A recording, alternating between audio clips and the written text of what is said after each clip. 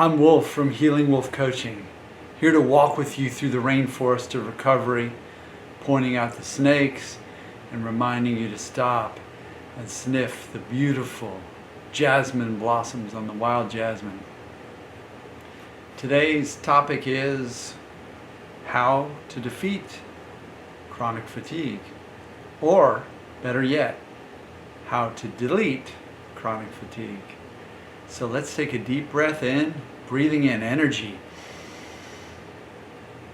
Then exhaling fatigue.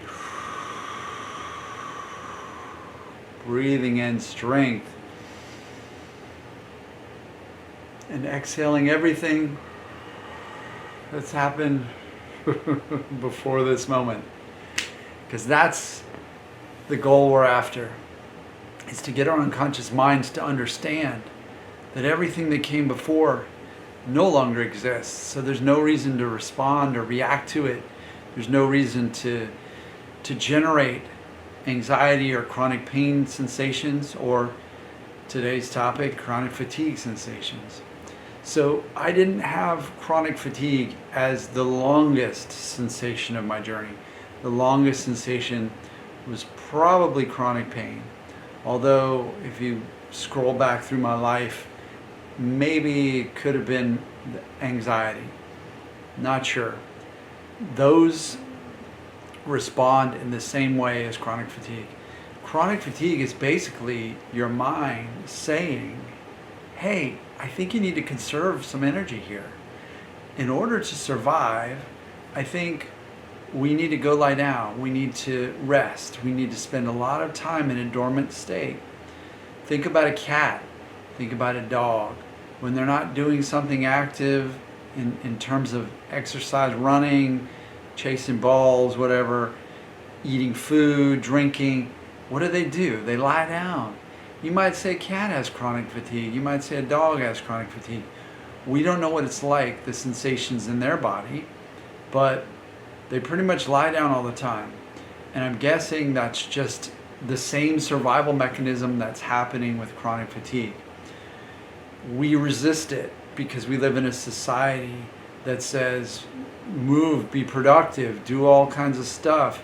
And that fatigue sensation is one of that we don't allow ourselves to have that much. We don't, like in America, we don't have a siesta every day as they do in some countries.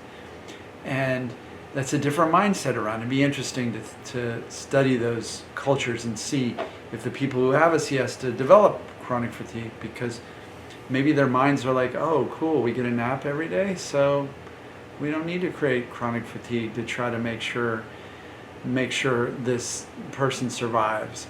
So if you're dealing with chronic fatigue, just know that it's overprotection in the form of fatigue, so you won't burn up a bunch of energy. And the essential way through it is the same as moving through other sensations, is to do things with it. So if you have chronic pain and it hurts to do something, let's say it hurts to go running.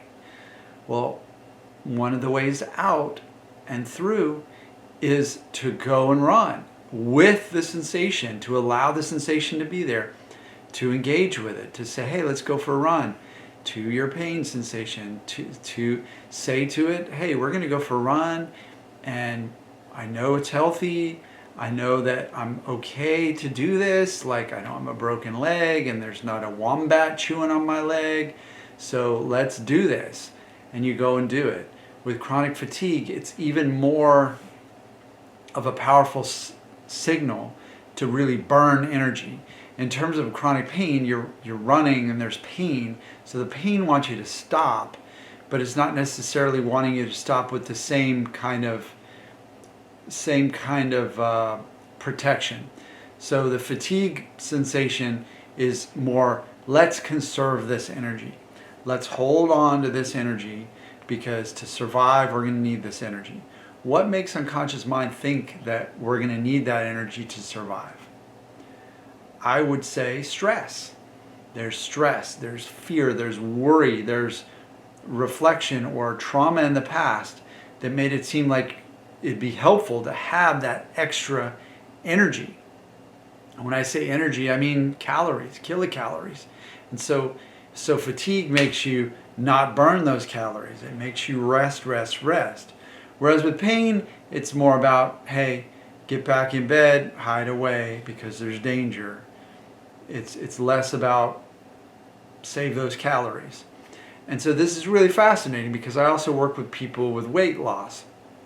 And a similar phenomenon happens with weight loss, where there's a part of the ancient mind that wants to conserve calories. So it will hold on to those calories and direct metabolic processes to make sure that those calories are stored instead of burned.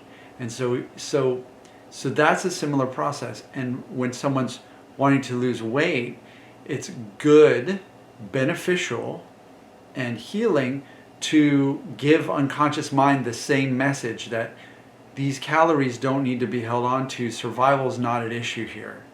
Like, it's fine to burn calories. It's fine to get out and burn calories. It's fine to not have calories sometimes. All of it's okay. Like, we're living in abundance. So getting that message deep into unconscious mind really helps the metabolic systems let that weight go, shed that weight. So back to chronic fatigue. The way out of chronic fatigue is to engage in things that are burning calories. And then when you feel fatigue after, maybe the fatigue increases, which I call a recovery response, the fatigue goes up, then saying to yourself, or working with a coach who's going to say to you, or working with someone like a practitioner of RRT, like I practice, to get into your unconscious mind and get that message deep that, guess what? You're fine. You're safe. You're okay. You burned a bunch of calories and you got some fatigue. No big deal. Fine. Keep going. It doesn't feel great to go through that cycle. I've been through it with chronic pain, with chronic fatigue, with anxiety. It feels really debilitating at times to go through that. But the way out of it is to go through it over and over and to develop your mindset along the way. So your mindset's getting stronger and stronger and stronger. So as you move forward, you let's say you go for a run. You go run and then you come back and the fatigue comes on stronger, which is weird because usually when you exercise, I don't know if you've experienced this before, probably it's the norm. When you exercise, you feel tired, but you also get more energy. So that's amazing. So we're resetting that system when we're recovering from chronic fatigue.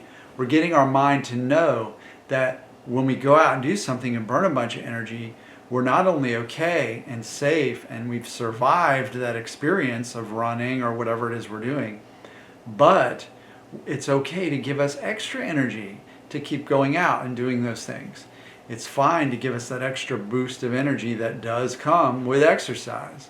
We get, some people call it a second wind, call it what you will, runner's high, whatever it is. The mind will generate neurochemicals that will make you feel good. That will be in endorphins, oxytocin, serotonin, dopamine, all that kind of stuff. So chronic fatigue at its base is just that. Mind trying to protect you by getting you to lie down and conserve those calories. Stay down, hold on to those calories, which is the same thing with obesity. Mind is thinking, need to store up some more fat cells to make sure it's okay. And then there's a few other layers there because of traumas and protective mechanisms of having extra bulk, of a body with extra bulk. But in essence, that's what's happening with chronic fatigue. So if you need help moving through chronic fatigue, reach out on my website, healingwolfcoaching.com. Book a strategy session, free call, where we can talk about what you've been doing, how you've been moving forward, and how you can move forward even faster by allowing me to work with you and move into your unconscious mind this idea, which is a truth, that you're actually fine and safe and able to do all this stuff. You don't need to conserve that energy. You're fully capable of living a full and vibrant life and burning a lot of energy. So thanks for watching. Please subscribe to my channel and give me a thumbs up. Drop in the comments how you've been moving forward on your journey and if fatigue has been a part of your journey. It was a big part of mine. Wasn't the major part, but it was there for probably a year, maybe two. Trying to remember back, it's a little bit hazy, but I do remember the extreme waves of fatigue as being one more sensation out of dozens and dozens that I overcame by doing the very techniques I'm recommending here on this channel. So be well. I love you. I know you can do it. Get out and live your life. I'll see you in the next video.